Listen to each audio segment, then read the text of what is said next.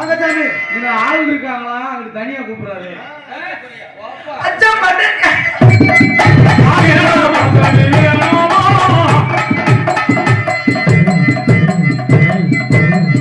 அங்கச்சாமி எதாத்தாலும் 10 ரூபாய். இங்க வர வீட்டியமா சொல்றது. ஐயோ ஐயோ. என் அன்பு மகளே வாழ்த்துங்க. அப்பனா புட்டி பால் கொடுங்க சார். வீட்டியமா செய் நமக்கு எதுக்கு உதட வச்சு ஊருக்கு கூப்பிட வரீங்க போறீங்க? டேய்